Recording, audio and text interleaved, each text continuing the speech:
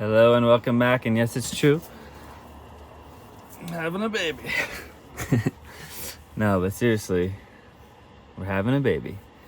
So I haven't really been talking about it much on here, but we're actually kind of at the finish line. We could be parents any day now. Technically our due date is January 15th or 18th. Everybody says something different, but it's coming in hot, and we're really excited. We're having a girl. And yeah, I just wanted to come on here and kind of reflect on this past year, share a bit about my excitement around being a father, why I wanted to become a parent, and so much stuff that I've learned about being a soon-to-be parent and just the pregnancy. So Aja and I are planning for a home birth, pretty much a natural birth, I should say pretty much a free birth. We're definitely doing a natural birth. And I'll go into that more after the birth because it's my first time. But the general idea with the home birth and more of a natural free birth is that you're not creating conditions that force the mom to have the baby. It's really about just creating conditions where the mama can tune into her own intuition and really birth a child in a way that feels very just natural and simple and basic. I mean, people have been giving birth for a very, very, very long time. And when you start diving into the medical world and you hear a lot of things about birth, I don't want to try to make people feel bad, but let's just say there's a lot of craziness and things that don't make any sense. And the way the system was set up, it's kind of designed to just get people in and out. And it doesn't really honor the mom and her intuitive ability just to birth a child. So I'm just setting the condition to allow Aja to do what she needs to do. I'm not telling her to push or any kind of techniques. And we'll have a bath for a water birth. If she wants to use a water birth, she might be in the water, she might be in bed, she might be in the toilet. We don't know. It's really just allowing her to do what makes sense to her so the baby can come out as naturally and I don't want to say simple, but as possible. So we're really excited about it. We have a midwife we love, has been super supportive, and she's really just here, honestly, if we need her. She's here if we need anything, but otherwise she'll just kind of be chilling and holding space. And I'm also there just to really hold space for Aja. So very excited about the birth process, but also just excited to be parents. Overall, the pregnancy's been really good. Been cooking a ton of food for Aja. She's been spending as much time as she can resting. There's been different periods, 2 different trimesters. The second was more challenging physically, but third trimester she's been feeling great. These last weeks she's kind of going towards this more liminal state, not having more trouble being social and really just kind of going inward. So I've been honoring that. And for me, everything is about creating the right conditions that make sense so that the spirit, the being, the human, whatever you want to call it, can exist as it was intended, if that makes sense. And just a short note, I recently put out a book called Fermenting with Your Best Friend. And one of the reasons I wrote the book, I was kind of birthing this book while Aja's been birthing our baby. And, it was super exciting, and I had so much information. So many people were asking me about fermentation and preservation. And how do I make sourdough, and how do I do this and that?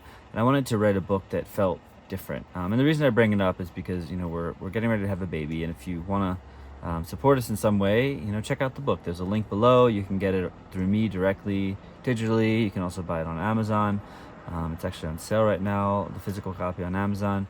But yeah, I wanted to create something to support our life going forward while also supporting people to get more into fermentation. And the heart of the book is, creating the right conditions for this transformation to happen. And this is why I bring it up in regards to this video, because fermentation might seem like this wild and crazy and intimidating thing, but really what you're doing is you're setting these specific conditions, very simple usually, so that this magical transformation can take place amongst your food. Take sauerkraut, you take cabbage, you salt it, you put it in a jar, basically, and you put it in the right temperature, which is usually just room temperature, and over time it just transforms. And you watch it and you adjust things that need to be adjusted, but you're not really forcing anything to happen. You're letting nature do what it wants to do. And that's why I talk about this in regards to the birth, because we're just creating conditions for Aja to give birth to, in a beautiful way. And also our, intention of raising a child is to do the same thing, to create conditions so that they can thrive. Now, I can't pretend to know what that's going to be like. I can't pretend to have it all figured out or anything. But when I look at my life and the way my life has gone, it's always been about looking at the most simple and obvious things. And the way that I have done that is by first considering what are all my limiting and false beliefs. Because there's so many in this world we get placed upon. I talk about this on our channel all the time. There's so much in this world that we're told to believe, so many things that people are like, this is the way, you must do it like this and be careful of that. And there's so much fear and so much conditioned stuff just crapped all over us, which I understand. I don't see it as a blame people kind of thing, but what I do is I start to step back and I look at it and I'm like, oh, what's actually going on? And what's actually going on is that other people are conditioned. It's like this cycle of conditioned fear over and over and over again. And there's industries and there's liabilities and there's this and that. So I'm always here to look at what are the fears and how can I, start to weave through them, slash through them with a freaking sword, whatever method must be used to kind of get through these fears, to discover what's underneath. It's the same reason that I love being barefoot, is because when I look at the shoe, it's like, the false self. When we take it off, suddenly there's this beautiful magical being underneath, except this being, is tender and it's shy maybe, and it's very, it's like a seedling, and you have to nurture that seedling, creating the right conditions. So over time, that seedling can go strong, and become connected and be in this place of magic and beauty. So I'm not like someone who wants to create any kind of fear mongering. People have their beliefs and their ideas out there. So I'm not here to talk about, fear in terms of it's a bad thing. I actually think fear is this amazing catalyst. Something I talk about in my book, Fermenting with Your Best Friend, which again, link below, is that when I grew up as a child, I had a lot of issues choking. I choked on pretty much all the food that I ate. And my parents would literally take me by the ankles. They didn't know any better, and they would shake me upside down until the food came out. And when I'm now going back and I'm kind of processing past experiences and doing these more like, inner child work, whatever you want to call it, and I think about that experience, the trauma of that, which, through most of my life, I've had a fear of choking because of these early childhood experiences. I've been so scared to choke on food that, a lot of things that I've ended up doing were not necessarily conducive to the ways that one should eat. But what's cool to me, and the reason I bring this up, is because that fear and that trauma led me to getting really deep into food and teaching people, as I learned myself, the art of mindful eating. So piece of the book, Fermenting with Your Best Friend, is also diving into this concept. My nose is very itchy for some reason.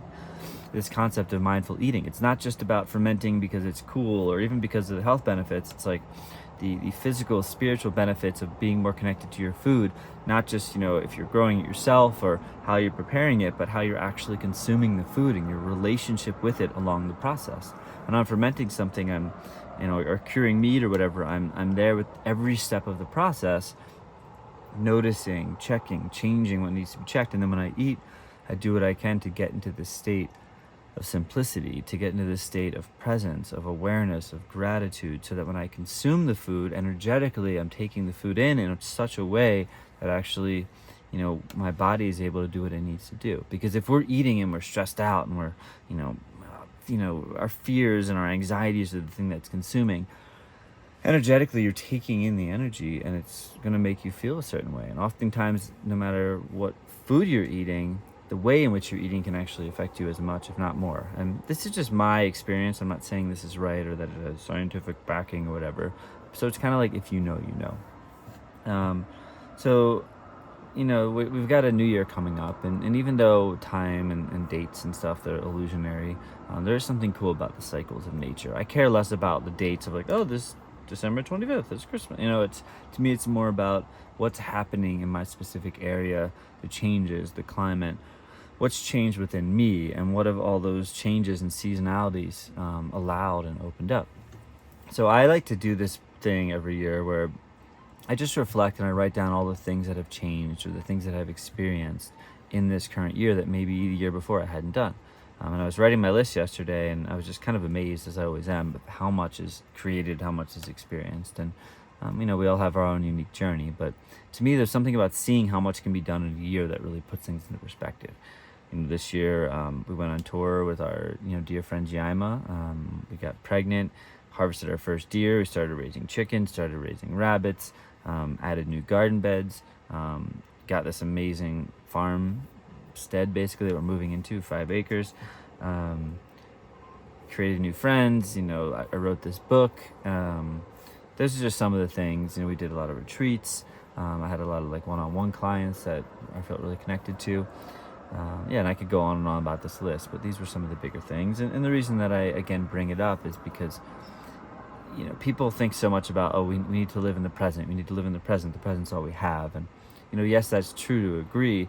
And yet the past, the present, and the future, when you start to see it in a different way, they're all kind of the same thing. So I can say, I need to live in the present. But for me, living in the present now is also considering what the present will be like, in 5 years from now.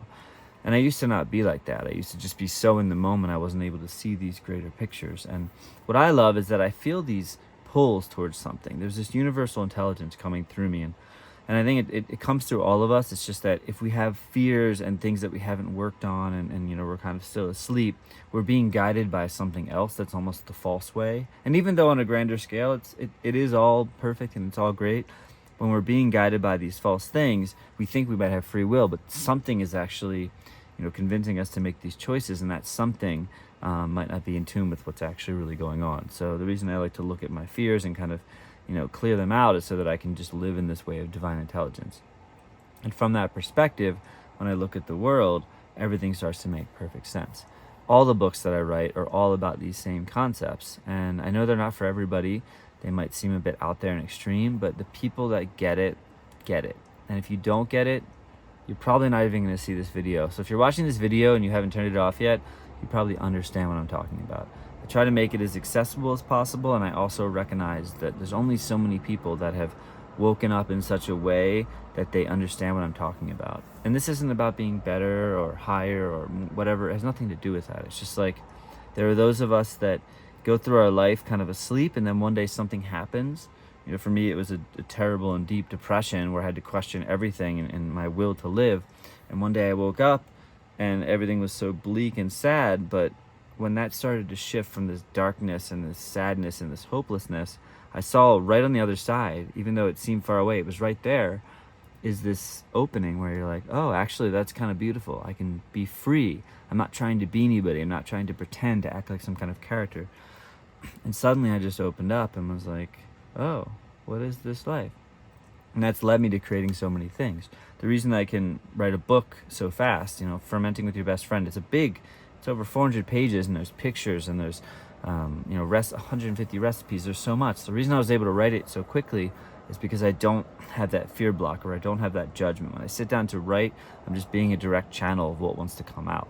And I can't say it's the best fermentation book, or it's the this or that, but I know it's unique and there's nothing else out there like it, because it brings in this perspective of, destroying the false self so that you can actually birth a new place, and using fermentation as the vehicle to do that.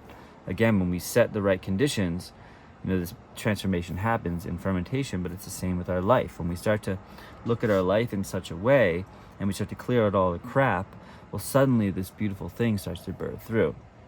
And this has nothing to do with education or wealth or status or anything. It's like this is available to anyone. It's a free process that we can go through. I could say I'm not trying to sell anything, but of course I have this book, but I'm not trying to sell something that you need as though it's the only thing or the only way to access it. There are so many ways to access it. And I just saw that food and fermentation were a great vehicle to access this transformation. But for some people, it could be something totally different. Of course, when you start to go away from the separation, everything is a piece of everything else. And all the books I write are kind of accessing this idea from different places, whether it's being barefoot or, music or food or having conversations, whatever it might be, you can access this place because it's all part of the same thing. In life, I think our challenges, and our traumas and our fears, when seen from the right perspective, can actually be our greatest source of transformation. That's why when I have a past trauma, I don't harp on it. I don't attach myself to it. And I see how easy it is for people to, have these things and they start to identify with it. It's like, I'm a trauma survivor. And I think on some level, that's really powerful. And I've had the same experience where it's like, let me acknowledge this. Let me grieve this. Let me hold this and own this piece. And then how can I eventually move through it? Because there is a place that's beyond healing. I think it's easy to think that we're always having to heal, But there's this place where it's like healing just becomes integrated into life. It's not something we're constantly trying to do or trying to force. It's just a thing that's happening very naturally. Just like when a tree branch falls over, if you look at like a pine tree, and if you knock off a limb, well, over time you'll start to see that the pine tree will just put out some sap, right? But the tree is still growing. The tree is still living its life. It's just kind of, it's covering. The sap is actually there to cover and to protect that piece so it doesn't get an infection. And that's kind of how I see life. There's still things like if you look at my hands right now, I don't want to get too graphic, but they are completely cut up. The different things that have just happened in this past few days. I got this X-Acto blade recently. I accidentally stabbed my thumb while harvesting a rabbit. I was butchering something, and anyhow, I could go on and on, but like my hands, they're healing. I don't have to stop and stop doing things. I'm still living my life, and I'm noticing these things. I'm being more aware of them because they're more tender, but I'm still living, and there's this natural process that's happening. I think emotional healing happens the same way when we allow ourselves to digest these things, and we're not just so focused on it. And so this is me, and this is how I'll always be. The healing is just happening through us. It's a very simple thing that we don't have to force, that we don't have to do it from the ego perspective. The healing can actually happen on this higher level where we can just be with it. And then one day you look back and you're like, wow, I've changed so much. So I don't have any advice here or anything like that. This is just kind of another freestyle talk, as I like to give. But I would say if you're feeling curious about this stuff, just take some time to reflect on this past year and see what has changed. It's so easy to be in this state of always wanting more and more and more. And it's like the minute we heal something or change something or grow or learn or get promoted, we're just like on to the next thing.